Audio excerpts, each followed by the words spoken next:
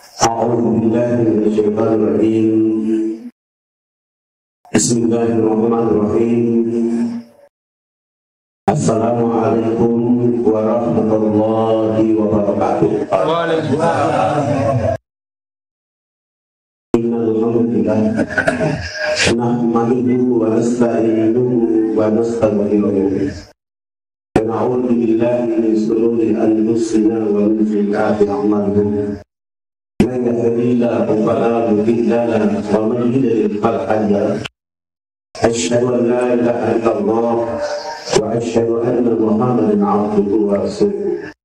اللهم صل وسلم وبارك على محمد وعلى آله وأصحابه ومن تبعهم بإحسان إلى يوم الدين. Ma'asyiral muslimin yang selalu dalam limpahan rahmat dan kasih Allah. Alhamdulillah, pada sore hari ini Allah pertemukan kita di tempat yang mulia bersama guru-guru kita, keluarga besar Madinah Indonesia. Semoga ini menjadi tanda kebaikan untuk menjadikan Indonesia menjadi barometer warisan dakwah dari Nabi Sallallahu Alaihi Wasallam. Selamat dan salawat kepada Rasulullah Muhammad Sallallahu Alaihi Wasallam, keluarganya, sahabatnya, tadi. Dan semoga itu juga menjadi ruh bagi kita yang duduk di majelis ini dalam rangka menjaga bangsa Indonesia, mewujudkan cita-cita besar Rasul Sallallahu Alaihi Wasallam dan itu amin wa Allah. Bapak Ibu yang dirahmati oleh Allah Subhanahu Wa Taala, ketika Indonesia merdeka tanggal 9 Ramadan 1364 Hijriah bertepatan hari Jumat 17 Agustus 1945, data penduduk Indonesia, umat Islam Indonesia tercatat menjadi 90%. Tapi dari perjalanan waktu ke waktu, tahun ke tahun, dan hari ini kita sedang menuju 75 tahun Indonesia merdeka, umat Islam Indonesia sudah turun menjadi 87,7%. Di sisi lain, perjalanan menuju 75 tahun Indonesia dikepung dengan gerakan kristianisasi besar-besaran. Bahkan hari ini, suka atau tidak suka, senang atau tidak senang, Indonesia sudah panen dengan 335 aliran sesat. 126 nabi palsu, diperkaya lagi dengan 7 malaikat palsu, didukung dengan munculnya liberalisme, kapitalisme, kampanye LGBT, bahkan komunis dibiarkan menghadang dakwah Indonesia yang kita capai. Padahal saudara-saudara muslim di Amerika, Eropa, Afrika, Asia Pasifik, Australia sedang menyatakan kepada masyarakat dunia bahwa kebangkitan Islam itu akan datang dari Indonesia. Variabel yang mereka ambil menjadi penilaian itu oleh karena penduduk muslim terbesar di dunia adalah Indonesia. Variabel berikutnya, masjid terbanyak di dunia juga ada di Indonesia. Menurut Dewan Masjid Indonesia tercatat 800.000. Majelis taklim terbanyak di dunia juga ada di Indonesia, 16.000. Pondok pesantren terbanyak di dunia juga ada di Indonesia, 32.000. Ormas Islam terbanyak di dunia juga ada di Indonesia, 12.000. Tapi kenapa kebangkitan belum ada? Dan lebih nyaris memalukan lagi, di tengah-tengah Indonesia menjadi penduduk mayoritas muslim terbesar di dunia, 54% buta huruf Al-Quran.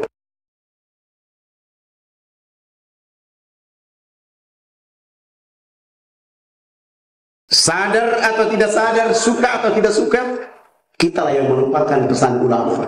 Bangunlah jiwanya, bangunlah badannya untuk mendapatkan kebangkitan bahasa Indonesia ini, Indonesia Raya.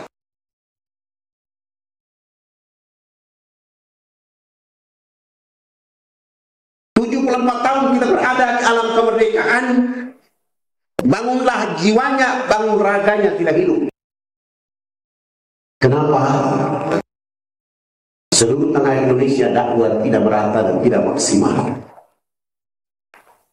Kita belum pernah melihat secara sungguh-sungguh peranan ketua RT, ketua RW dengan DKM untuk menjadikan energi lingkungan itu dengan energi dakwah. Kita belum pernah melihat ketua-ketua RT di lingkungan masjid berdiri setelah sholat subuh, zuhur, asar, maghrib, bisa absen warga yang masuk ke masjid. Sementara kejahatan untuk merongrong Islam di Republik ini ada di tingkat RT. Kejahatan narkoba ada di RT. Kejahatan aliran sesat ada di RT. Kejahatan menjual tanah bangsa ini ada di RT. Bahkan kejahatan manipulasi data suara umat Islam dalam pilpres atau pemilu juga ada di RT. Kenapa hal itu ada? Ketua-ketua RT Indonesia lupa pada pesan Allah. Ya ayyuhalladzina amanu taqu wa ahlikum nar. Jika bangsa ini memahami makna bangunlah jiwanya, bangunlah badannya untuk Indonesia Raya, maka mereka akan menyelamatkan negeri ini agar bersama-sama berkumpul di telaga-telaga Al-Kautsarnya Allah.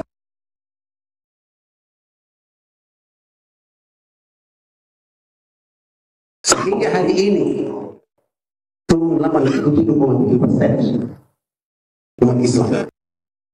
Dan ini tidak akan berhenti oleh karena kita pernah mendengar pesan Yeriko 2000, kami akan mengkristenkan Indonesia secara hukum.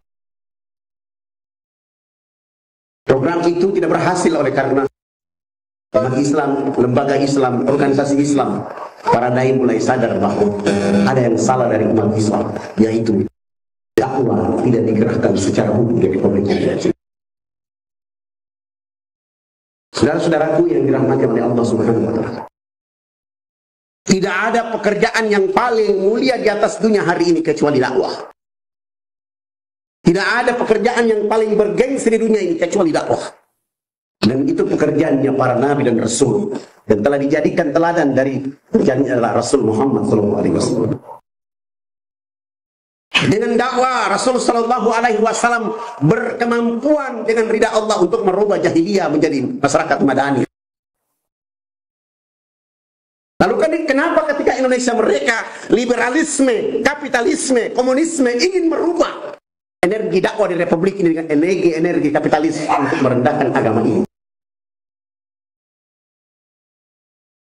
Maka Bapak Ibu, saudara-saudaraku yang dirahmati oleh Allah, Indonesia ini ada karena dakwah agama ini. Kita sudah punya pengalaman 350 tahun dijajah oleh musuh-musuh Allah, mulai dari perusahaan VOC, akhirnya mereka menguasai negeri ini dengan negaranya. Dan tanda-tanda itu sudah ada di Republik ini. Datang dengan perusahaannya, lama-lama menguasai negeri ini dengan negaranya. Dan maka tidak ada kalimat lain, bangkitlah kita semua. Jangan kita tidur, jangan kita terlena, jangan kita terbius, jangan kita terpaku dengan gombal dan global yang ada saat ini. Tapi marilah melihat negeri dari Sabang sampai Merauke dengan bangunlah jiwanya, bangunlah raga. Indonesia berada di pundak kita sendiri. Indonesia ada di tangan-tangan kita sendiri. Indonesia ada di pikiran-pikiran kita sendiri. Indonesia ada di lisan-lisan kita sendiri. Indonesia ada di kekuatan gerakan kita sendiri, yaitu dakwah agama Nabi Muhammad SAW.